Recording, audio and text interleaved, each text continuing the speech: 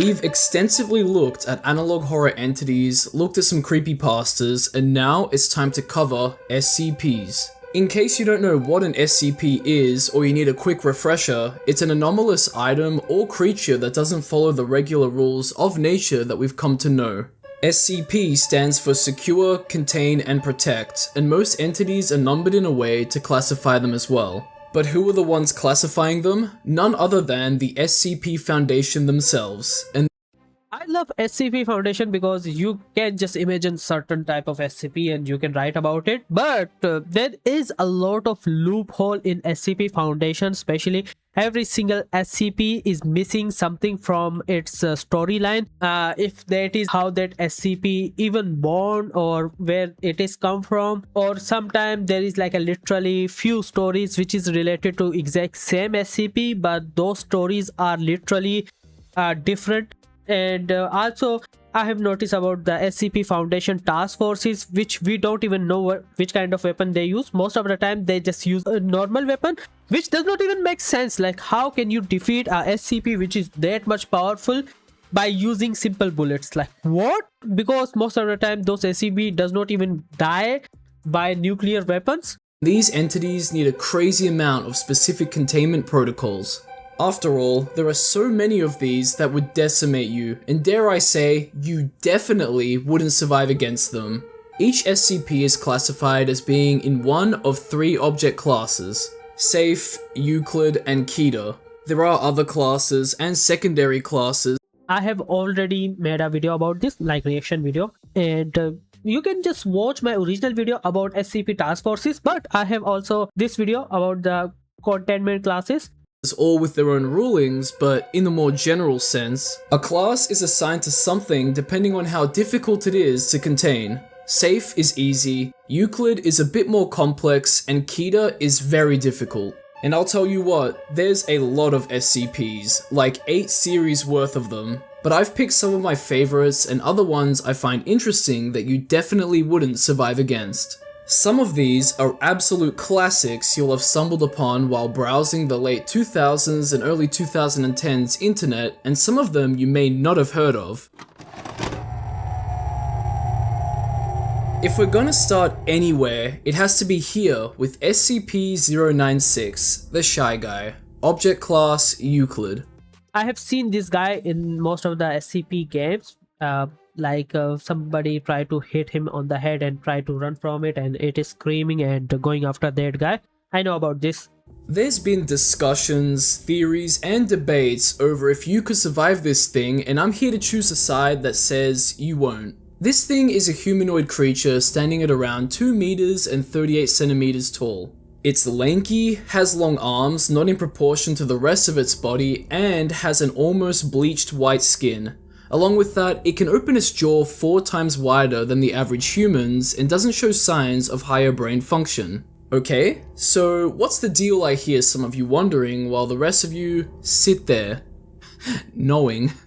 It's a docile creature contained in a 5 meter by 5 meter by 5 meter cube with pressure sensors in the cube so it can be monitored. And the pressure sensors are there for a good reason. You see, if anyone views SCP-096's face in person, in a photo, or video, it becomes extremely distressed, screaming and trying to hide its face with its hands. After around a minute or 2 of this, it will actively pursue whoever has seen its face and kill them. 100% of incidents end in no traces of the victim being left behind, and we can assume they're probably eaten or disposed of somehow. And then SCP-096 slowly calms down and then tries to find its way back to its habitat, not the containment cube. So it has a random area where he lives. I don't know about that kind of fact because I'm literally new to SCP Foundation, but it is quite interesting that he will attack people like that, because most of the gameplay which I have seen, people will try to hit him, but at that time I thought that maybe if you try to hit him, it will just suddenly start to attack you until you die. But I don't know about the fact that if you see his face, it will attack you. I know about this fact in the last video which I reacted to SCP related stuff. So you can see how a mass viewing of SCP-096 could cause a giant loss of life or mass extinction event. It would work like the boiled one, except SCP-096 will launch itself to your location and end you as soon as it can. A 100% death rate should be enough to convince you that you definitely wouldn't survive against it, but that's where discussions come in. Because it is a docile creature, granted a very deadly one, it might be possible to safely transport it somewhere to launch it into space or drop it deep underwater. But this thing is like a heat-seeking missile. It doesn't matter where you are, if you've seen its face, it'll know exactly where you are. So you can send it to space on a rocket or have it sit there on a planet or in the vacuum of space, assuming of course no one views its face in the process. But that wouldn't guarantee that it stays there if someone views its face. You see, I'm a firm believer that SCP-096 can actually survive in space or even underwater. It's an anomalous entity that knows if anyone has seen its face from anywhere after all. So how it will work? For example, let's say if somebody is in space and SCP organization try to say like, okay, you need to look at this picture, we are going to see like how he will able to travel there, like how it's possible. Is he going to teleport there? Like how will that whole scenario works? That's why I was talking about most of the SCP stories are not even completed because it's missing a lot of major loopholes to avoid this kind of SCPs, or about their power, like how their power even works. And with the certainty that it will kill anyone that looks at its face, wouldn't that imply that it's able to go to insane lengths to kill whoever has seen it? I think it does, and I will debate anybody on it. Surviving space or underwater doesn't seem unlikely if you apply the logic of what's been told to us. And it's one of those things that isn't out of the realm for SCPs. It might take some time to reach its victim, but it'll get there. It'll find a way. Good luck trying to monitor where it is on its way into space too.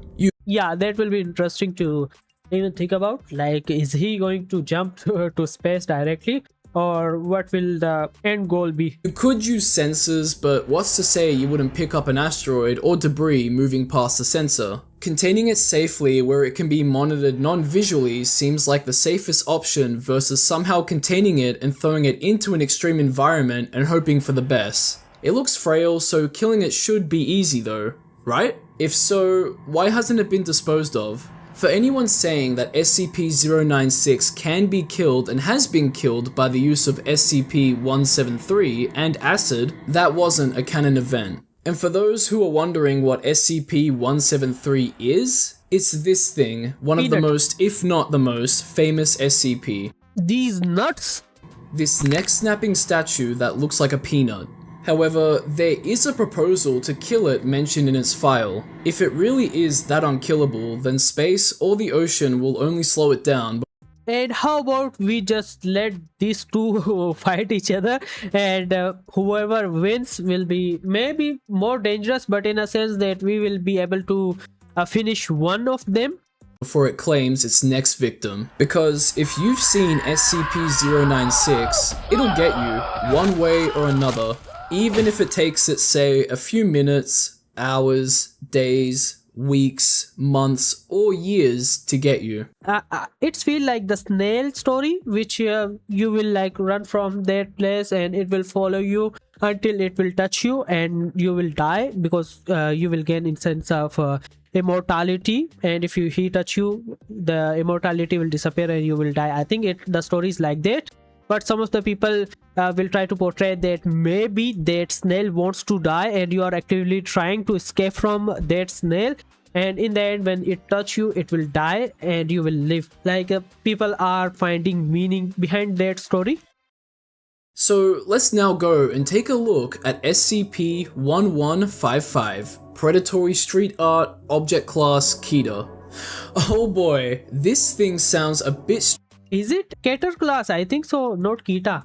Or maybe it is some kind of shortcut to say that. strange, but I assure you that it's ruthless and you wouldn't survive against it. This thing manifests as a form of street art or graffiti resembling some sort of humanoid creature. It's characterized with bird-like features like claws, feathers, forelimbs, and the head of an owl. Without any human interaction, this entity will relocate once every 2 to 4 months, moving to an urban environment at minimum 15 meters away from where it was and up to 200 kilometers away. It has another condition that'll make it relocate too, and this is the one that would mean that you wouldn't survive against it. Anyone that makes eye contact directly with it is doomed. Because just like with Delta P, everyone say it with me, once it's got you, it's got you. You'll feel a compulsion to go and investigate the street art at a closer distance. Its eyes will follow you as you get close, and once you get within 2 meters of it and you're not in the line of sight of anyone, it'll attack you. Severe lacerations, dismemberment, the removal of soft body parts, and penetrating head trauma is what this thing will inflict on you within 6 seconds. After that, you and the SCP will vanish, but only SCP-1155 will reappear within 7 days. And that's because victims that have disappeared have never been found. So yeah, of course he will just eat those victims. And by the way, it is pretty creepy that he will follow you if you are alone and then will attack you if somebody is not there. It is kind of similar to, I think, the Dear One SCP, which is also actually trying to look for victims who are alone and it will attack those people. However, there has been some testing done on SCP-1155 by the Foundation. For example, victims with GPS trackers have lost their signal after disappearing, and there's a pattern the attacks follow. First, the victim is restrained and then their eyes and tongue are ripped out. Their limbs are amputated, they're then disemboweled with the stomach and intestines being removed, and then they disappear. But the attack can be interrupted by someone else with a line of sight on the SCP. However, death will most likely follow the victim anyway due to shock and loss of blood. But I hear you thinking, well, can't a whole bunch of people be continuously monitoring it so no one else gets hurt again? You're right, however, that would only be a preventative, like a band-aid on an open flesh wound, because straight up, going up against it, you wouldn't survive, and even prevention has its drawbacks. If you know of its anomalous properties, you can resist its pull. Okay. Even then, that doesn't guarantee you'd be strong enough to do so. Yeah, and also it is a kind of monster which come on, a normal person cannot even try to escape from that, or maybe you cannot even fight it if you are a normal guy. There's also been 2 incidents recorded in the Foundation's records, Incident A and Incident B. The one I want to point out is Incident A, which recounts the aftermath of 2 D-Class personnel being saved mid-attack. Employees of the Foundation all have their specific roles, and D-Class is the lowest of the low that are used as guinea pigs for SCP testing, consensually or not. One of the D-Class personnels had their eyes and tongue gouged out. They claimed to still be able to see and saw a larder of all things containing the bodies of previous victims along with the SCP. During a containment breach at the site the D-Class member was stationed, they escaped and found themselves in an urban location. I think most of the time when I feel about the containment area, I think that area is more than safe for a guy if you know that, wait a second, an SCP is trying to escape or maybe already escaped from the facility. I think it will be a better odds for you to survive if you stay right at the facility rather than trying to like run from that place, because most of the time if those SCP are trying to also escape from that place, they will hunt you down. So it is kind of better to stay at that place and wait for SCP task forces to arrive to maybe contain that SCP which is still trying to escape from that place, or try to catch those SCPs which have already escaped from that place. Maybe SCP Foundation would have already secret places for their staff if any type of SCP try to escape from there. And why the hell the SCP Foundation is not trying to, let's say, station the SCP task forces already at that place? So if any SCP try to escape from there, those forces are there to contain that SCP. Enforcement pursued them into a one-way alleyway. They heard screaming before reaching the alleyway and found no one there. The SCP got to them. The other D-Class personnel that survived an attack was left in a worse state, having the attack be interrupted near its end. SCP-1155 was then spotted relocating erratically and assuming a hunting stance. It even appeared high up on the side of a building for hours as if it was trying to find its prey that got away. It continued relocating, all while looking to be agitated and hysterical. The decision to give the D-Class member to SCP-1155 was made at a safe and secluded location in the city it was relocating around. After all visual contact was broken by all personnel, both the D-Class personnel and SCP-1155 disappeared and regular relocating and behavioral patterns returned.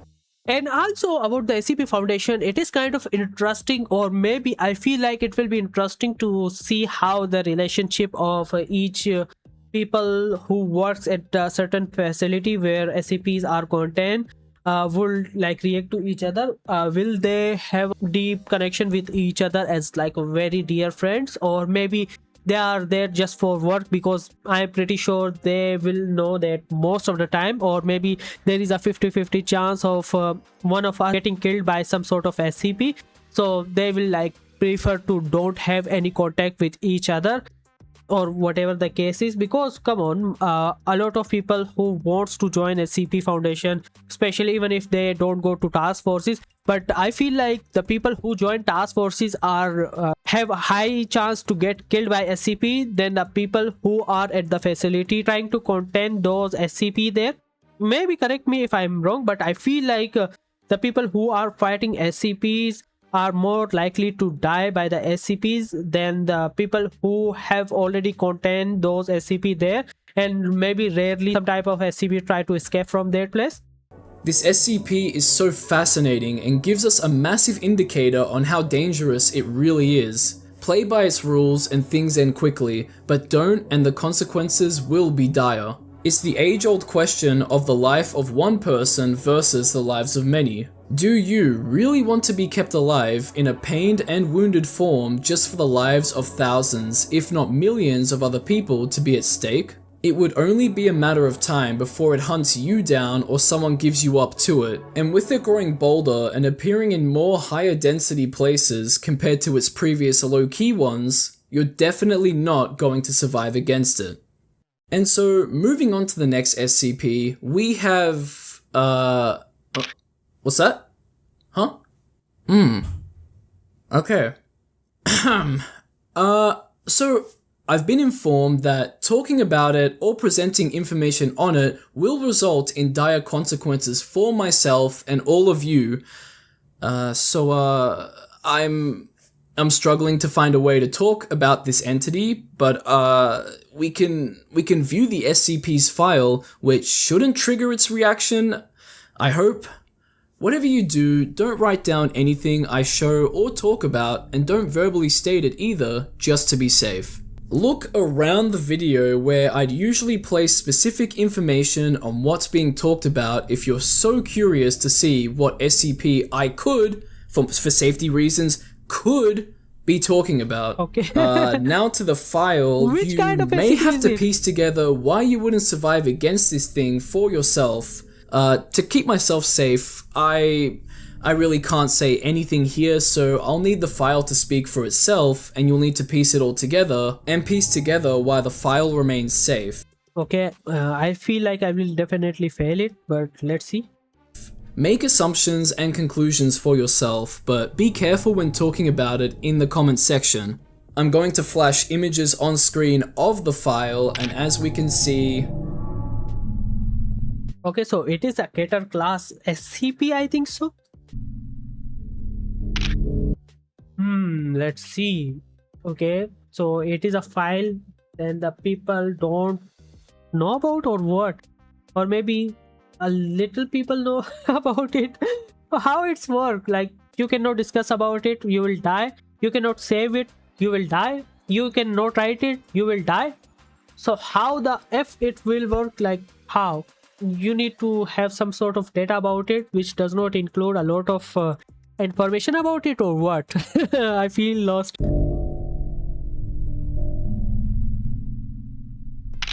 Okay, now let's see. So it can just escape from the containment facility very easily. Its hand is kind of sticky and can be very flexible. Okay, so if somebody talks about it, he will, I think so, kill it. But if there is some sort of sign or pictures or eye chart, he cannot identify it, or what is going on? I think I am confused now even more. Okay, let's see. So there is cameras and that person has the document. When he look at that document, there is some sort of camera work, or maybe he tried to write about. Okay, so I think so he thinks about that and then he write about it. Then SCP is there, he will look at the file and he will kill it. What? Yeah, I don't know. Okay, now about number 2. If you know about the file and if you try to speak about it, he will comes and you know you will be finished. I think so. Here's the most important part. So you may be wondering, Sunflower, aren't you technically surviving and beating this entity by taking precautions? I mean, yeah, I guess, but I know things, and so do you now, and that puts you forever in danger. Don't slip up. Getting away from all of that, next up we have SCP-106, the Old Man, Object Class Kita. This entity has the appearance of an elderly humanoid and looks to be decaying or rotting. It'll stay pretty motionless for the most part, but can phase through solid objects, vanish inside a solid object thanks to its pocket dimension, scale vertical surfaces, hang upside down from ceilings, and corrode anything it touches. It also produces a black mucus substance that drops from its body that also corrodes anything it touches. This stuff is detrimental to living flesh, as once contact is made, it'll erode it for around 6 hours until it fizzles away. As you can imagine, this makes containing it a difficult task. Layers and layers of containment are needed, and to make things worse, it attacks humans, making us its prey. If you're unlucky enough to be its target, So does not every single SCP try to attack humans? Like how it'll it's different, like attempt to incapacitate you by damaging your major organs, muscle groups, or tendons, and then pull you into its pocket dimension. There is little to no information on what the pocket dimension is or what's in there, but anything taken into it is strictly to be viewed as missing or KIA and not to be retrieved. SCP-106 is sadistic too, hunting not for hunger but for sport, a sick and twisted desire. When it goes on its hunt, it might take multiple people or multiple objects into its pocket dimension. It seems to toy with these people, keeping them alive until it doesn't.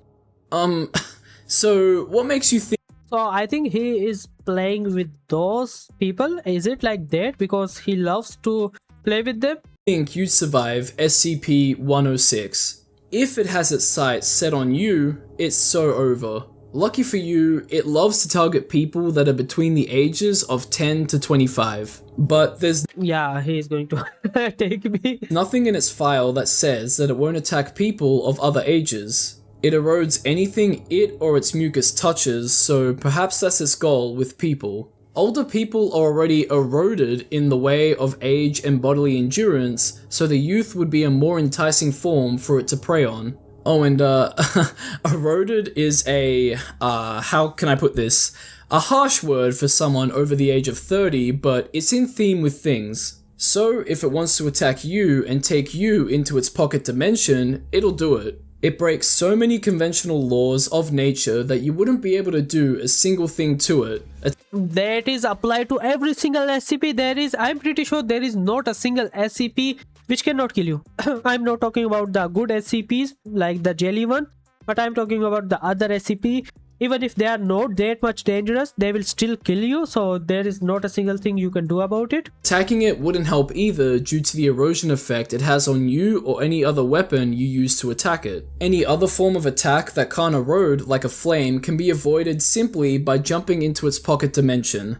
It doesn't play fair, and you definitely wouldn't survive against it. Now let's move on to the next SCP. SCP-682, Hard to Destroy Reptile, Object Class Kita. This SCP is so powerful and dangerous that efforts to destroy it have gone underway, but none have been successful. The entity is to be contained in a 5 meter by 5 meter by 5 meter chamber, wherever you heard that one before, lined with acid resistant steel plating, and is to be submerged in acid. That's where things differ between this and SCP-096. You see, it needs to remain incapacitated in the acid because of its extreme strength, speed, and reflexes that vary with the form it takes, determined by what it consumes and sheds off of its body. And if that wasn't enough, it's also able to regenerate in the acid thanks to its filtering gills that take useful matter from liquid solutions. So, with all of these factors, do you really think you survive against this thing?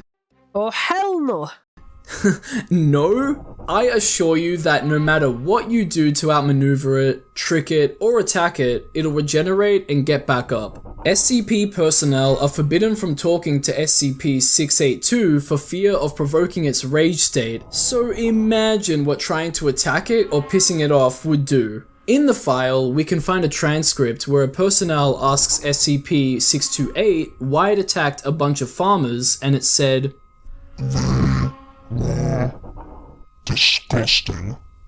I have suspicion that the farmers were just doing what farmers do and not doing anything crazy, so its actions and power speak for themselves. Combine that with its malice and it's just so unfair, and like most, if not all SCPs, it follows the formula of breaking the conventions of the laws of nature we all have to abide by. And what does it do with that power? It kills. You are not surviving against this thing. And I think only the jelly one SCP can control him, but I think it will only work for a small amount of time. I think 30 minutes, and then he will just go crazy again. So there is not a single thing which can contain them. Moving on, we have SCP-3812, a voice behind me, Object Class Keter.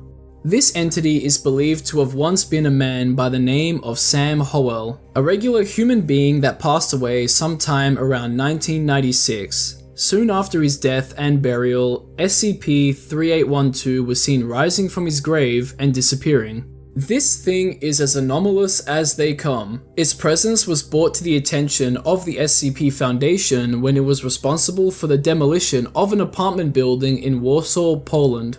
Currently, only part of it is contained, but it used to be easier to contain.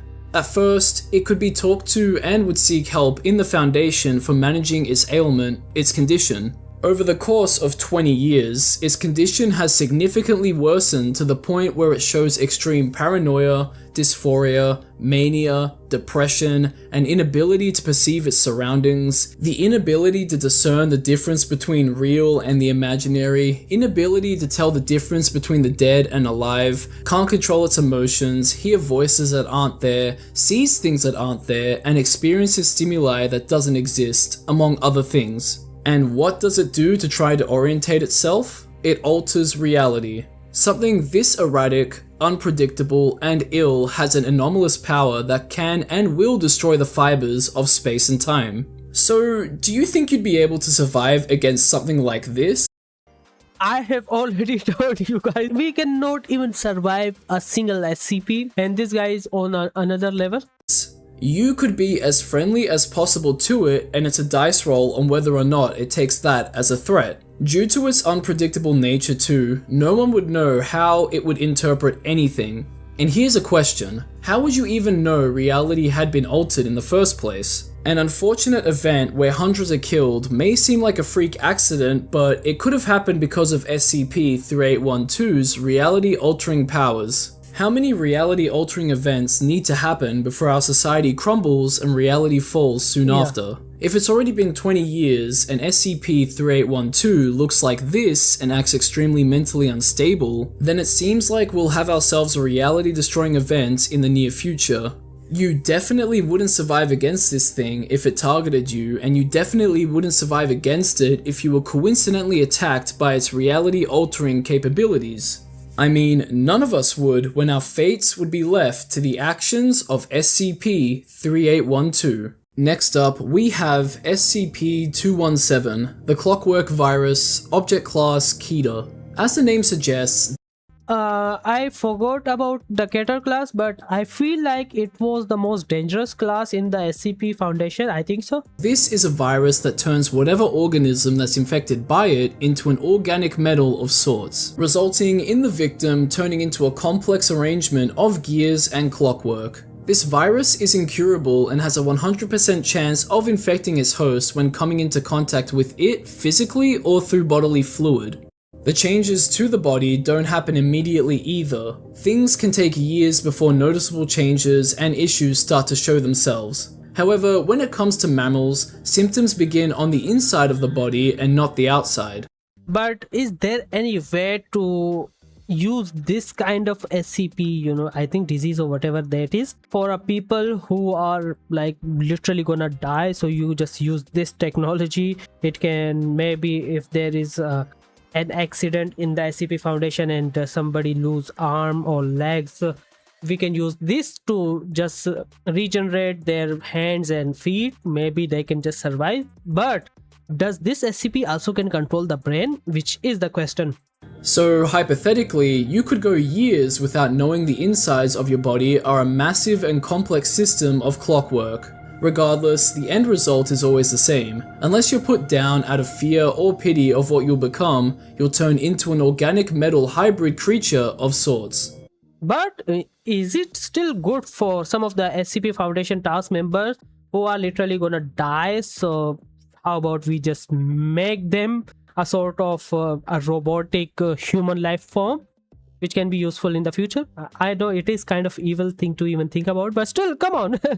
We are actively trying to save humanity, so few people need to sacrifice their humanity for greater good. This transformation won't be painless either. Symptoms like stiff joints and insomnia are what'll greet you in the early stages of infection, but later stages of conversion are painful, akin to a knife going deep through your tissues and muscle fibers. So if the fact that the infection rate is 100%, you have to suffer because of humanity, and you need to gain this kind of immunity. So yeah, I think there will be some of the SCP Foundation higher ups who will agree to my suggestion that we can just use this for soldiers. 100% and symptoms will occur and persist hasn't already convinced you that you wouldn't survive against this, the side effects will. Your mental state will diminish the further on the infection goes. Okay, so yeah, this is kind of downside, but still we will wait up until that point, but we can still use that guy power, and if that person just go crazy and become some sort of zombie, we can just finish him. Yeah, it is kind of evil, but come on, we need to do it. You'll become dull, robotic, easily distracted or confused, become irritated when faced with new problems, and your fully converted brain will have... You wouldn't be yourself anymore. At the very least, you would have died, the old 100% organic and personable you. You might even be mercy killed too by a loved one or... Yeah, that's what I'm telling about, that we can use it for a certain time, and when he just go out of control or completely lose his mind, we can just put him down. Someone else if your infection gets too serious. But if you let your body converge into a mechanical organism, well, like I said before, you wouldn't be you anymore, which in a roundabout way isn't surviving against it. There's no need to question that. The YouTuber is always right. For our final SCP, and a bit of a bonus one, we have SCP-035, Possessive Mask, Object Class Keter. This is a white porcelain comedy mask that sometimes changes to one of tragedy. When it does, all existing visual records of it change to reflect its new appearance. A highly corrosive and degenerative liquid constantly seeps from its eyes and mouth hole, decaying anything over a period of time that comes into contact with it. That's already enough of a reason to stay away from it, but you may not have a chance in the matter. Just like with the predatory street art, once you make eye contact with it, you'll be pulled towards it. Same goes if you get too close to it. Once you do so, you'll put it over your face and it'll send an alternate brain signal to counter yours, killing your brain. Once that happens, your body becomes possessed by whatever's in the mask and your body will rapidly decay until you're a mummified corpse. Even then, SCP-035 can maintain cognitive control of your body. It's been recorded using people's bodies to have conversations with other people. It's highly intelligent. It is kind of the Mask movie, like how that Mask has some sort of consciousness also. Charismatic, with pleasant conversations being observed, but has also manipulated people into thinking or doing various things from severe to not so severe. It's quite the tricky entity, but has given the SCP Foundation a ton of knowledge and insight into many things, and has had a vast history in the Foundation that we can see thanks to the addendums on its file. Restraining someone under the SCP's influence could result in you being injured or worse, going under its influence. So really, it reminds me more of Delta P than the predatory street art, and just like Delta P, you need to know it exists to be able to avoid its influence. However, Delta P obeys the laws of nature. SCP-035 does not. So, in a way, how well could you avoid its influence? If you set your gaze onto it, you're not surviving it. And it's like almost every single SCP is like that. If you look at them, they are going to kill you. And pray that it doesn't attach itself to a humanoid that can regenerate. And that brings us to our scheduled rating from least to most powerful. You know how this goes by now. If something is rated on the lower end of the scale, it doesn't mean that it wouldn't eviscerate you from existence. So first up, as the least most powerful SCP talked about in this video, we have SCP-035. Yeah, but at the same time, it can still kill you. The Possessive Mask. Out of all of the SCPs we've looked at, this one has the least amount of range, threat, and killing power. It also seems to be the only SCP on this list that can actually help humanity in a roundabout way. Moving on to the next SCP, I've yet again been informed that for my own safety and yours, I skip over something and move on to the third SCP on the list instead. Yeah, he was very powerful, so it can make sense about that. We are not gonna say the name about that SCP, but still, you can just write it in the comment section for me.